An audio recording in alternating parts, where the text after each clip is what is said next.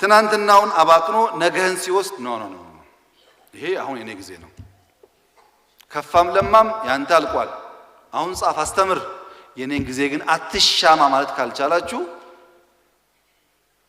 ኮምፒውተር ማያቅ አሁንም በእጅ የሚጽፍ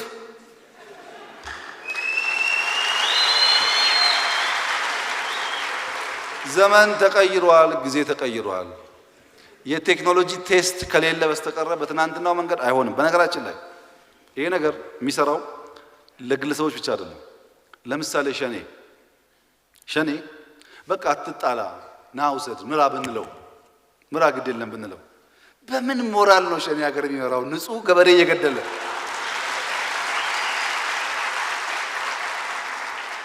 ሴት ገለ አርሶ አደር ገለ ማን ነኝ ብለህ መሪ ትሆናለህ እንትን ይፈልጋል እኮ አሁን ሌባ ሰው ስታዩ እንደሚያስጠላችሁ ነፍሰ ገዳይ መሪ ቢሆን አይመችም አይደል ደስ አይልም ቲፒኤልኤፍ አሁን ጭቅጭቁን ተውና በቃ ና ውሰድና እንደ ድሮ ምራ ብንለው እንደ ድሮ ይቻላል እሺ ትላላችሁ ተበላሸ እኮ ሰው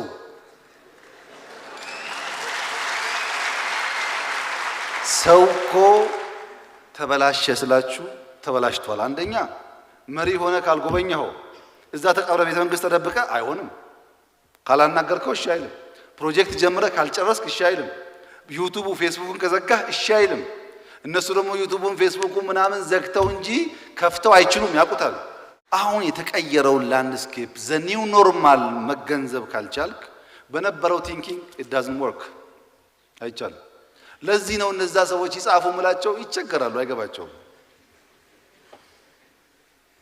ነጋችሁን አሳልፋችሁ አትስጡ ይህ ከሆነ ታዲያ ብጥብጡ ችግሩ ምንድነው ያላችሁት ኢትዮጵያን የሚያምሱ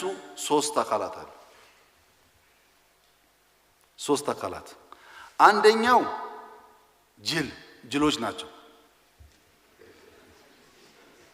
ጅሎች በምኞት የሚኖሩ እውነትን የሚቃረኑ ያልነቁ ግን ካላነቃን የሚሉ አልነቁም እኮ እነሱ ሳይነቁ ተንታኝና አንቂ ነን የሚሉ ሰዎች ናቸው እርግጠኛው የምነግራችሁ አሁን በኔጌቲቭ ኢነርጂ በፌስቡክ በመናምን እዛም እዚህ የሚተነትን ሰው እየተነተነ ይኖራል እንጂ በፍጹም ኢትዮጵያን የመምራት ስልጣን እድል አያገኝም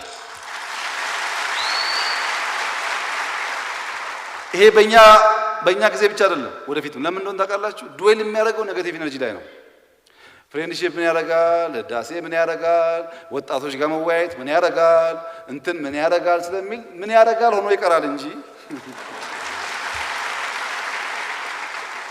ከዚህ ውስጥ ምን ትምህርት ይገኛል ወጣት ጋር ውይይት ምን ፋይዳ አለው ህዳሴ ምን ፋይዳ አለው ብሎ መልካሙን ነገር አስቀምጦ ችግሩን ደግሞ በትክክል የማይተነትን ሰው ሁሉ ጊዜ ችግር የሚተነትን ሰው ጭንቅላትን ያለማመደው ችግር ስለሆነ ማታም ሲተኛ ችግር እያሰበ ይተኛል መፍትሄ የለም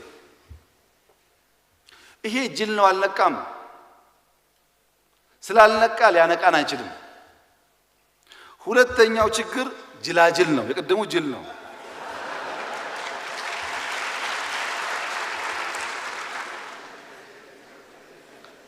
ጅል ሳይነቃ ላንቃም ሚል ነው ጅላጅል ግን ጅልን እንዳዋቂ ቆጥሮ የሚከተል ነው ጅልን እንዳዋቂ ቆጥሮ የሚከተል ማለት ለጅል ሐሳብ ዋጋ የሚከፍል ማለት ነው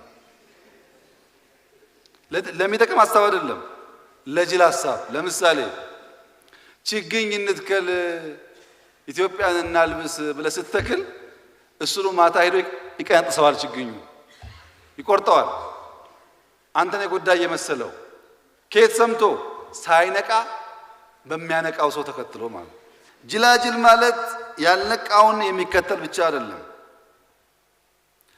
መሄዱን እንጂ መድረሻውን አያውቅም ይሄዳል የት እንደሚደርስ አያውቅም መጓዙን እንጂ መንገዱን አያውቅም ይጓዛል ይጮሃል ድንጋይ ወረውራል ይሳደባል ግን መንገዱን አያውቅም ይሄ ጉዞ የት ይወስደኛል አይልም አርሶ አደር መግደል ሴቶች መግደል መንግስት አያረገኝም ብሎ አያስብም ዝም ብሎ የሚጓዘው መሰብሰቡን እንጂ አጀንዳውን አያውቅም ይሰበሰባል እኮ ማመጹን እንጂ ግቡን አያውቅም ያምጻል ይታገላል ይፎክራል ለምን እንደሆነ ግን አያውቅም ግብ የለውም ይሄ ጅላጅል የምንለው ባጭሩ እንደ ተሳቢ የሚጎተት ማለት ነው። ለእናንተ ያለኝ ምክር የማታሸንፈውን ትግል አትጀምር። ዋጋ የለውም። የማታበቅለውን ችግኝ አትትከል። የማትጨርሰውን ኮሌጅ አትግባ። ለምን ታዋክናለህ ጊዜ? ሜክ ሹር የጀመርከውን ነገር እንደምትጨርስ። ፕሮጀክትም ይሁን ችግኝ መትከልም ይሁን ስንዴ ማረስም ይሁን መጨረስን እርግጠኛ ካልሆንክ አትልፋ።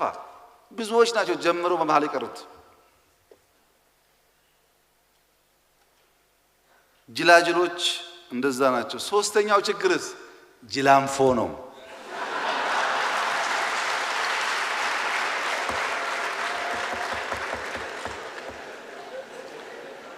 ጅሎች ሳይነቁ እናንቃችሁ ይላሉ። ኢትዮጵያን ሳያውቁ ስለ ኢትዮጵያ ይተነትናሉ። ኢትዮጵያን እኮ አያውቋትም። ጅላጅሎች ጅልን እንደ አዋቂ አስበው ይከተላሉ። ጅላንፎዎች ደግሞ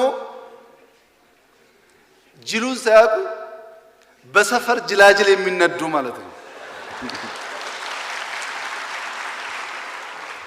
ጅላንፎች ሳይነቃ የሚያነቃውን ጅል አያውቁትም። በሰፈር ግን አንዱ መጥቶ የሆነ ነገር ይላቸዋል።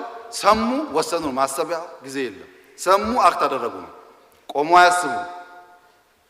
የቅድሙ ጅል የሚነዳው ብያቸዋለሁ። ጅላጅል ደግሞ የሰፈር ጅል የሚጋልበው ማለት ነው። ዋናውን ጅል እንኳን አያቆሙም በሰፈር ጅል።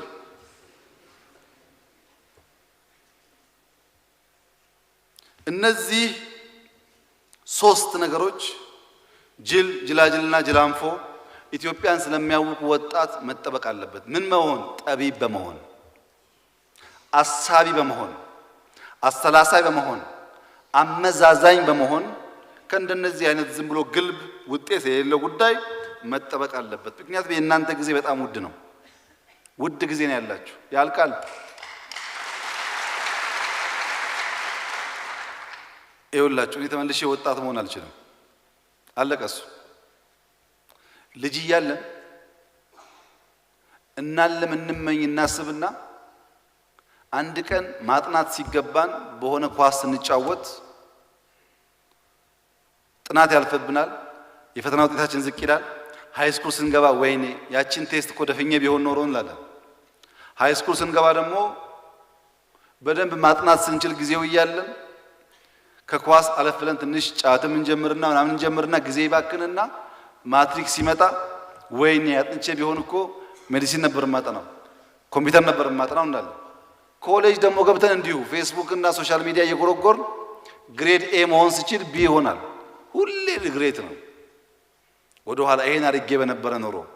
ጊዜያችሁን አላቂ መሆኑን አውቃችሁ መጠቀም አለባችሁ። ለኔም ላባከነ ህልመኛም ጊዜያችሁን መስጠት የለባችሁ። ጊዜና ሲዝን ወይም ጊዜ የምንለው ወጀብ እንደበዛበት ውሃ ነው። ውሃ መፍሰሱን አያቋርጥም። ወጀቡ እንደዚህ ቢገፋውም ወደዛ ቢገፋውም ውሃ ይፈሳል። መንገድ እየመረጠ ይጓዛል፣ አይቆምም። ሲዝን ወጀብ ቢበዛበትም እንደሚጓዝ ውሃ ነው። ወጣትነት ደግሞ በውሃ ላይ እንዳለ ታንኳ ነው። ውሃው መሄዱን አያቆምም። እናንተ በሚጓዝ ውሃ ላይ እንዳላችሁ ታንኳ ናችሁ። ጅላንፎ ከሆናችሁ መቅዘፊያ በሌለው ታንኳ ትሳፈራላችሁ ማለት ነው። መቅዘፊያ የለውም። ውሃው ጉዞ አያቆምም። ወጀብ አለ። አንዴ እዛ ያላጋል፣ አንዴ እዚህ ያላጋል፣ አንዴ እዛ ያላጋል። የተነሳኸው ድሬዳዋ ለመሄድ ነው። አዋሽ ሳትደርስ ትሞታለህ። ቢኮዝ ውሃው ጉዞውን አያቋርጥም። ጊዜ ጉዞውን አያቋርጥም። ውሃ ደግሞ ወጀብ አያጣም። አንተ ደግሞ ታንኳ ነህ። ብልህ ከሆንክ መቅዘፊያውን ስራ።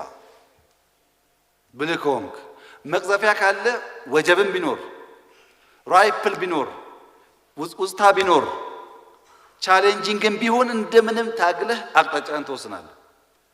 መቅዘፊያው ከሌለ ግን ያ የሚጓዝ ውሃ ወደ ፈለገበት ይወስድሃል።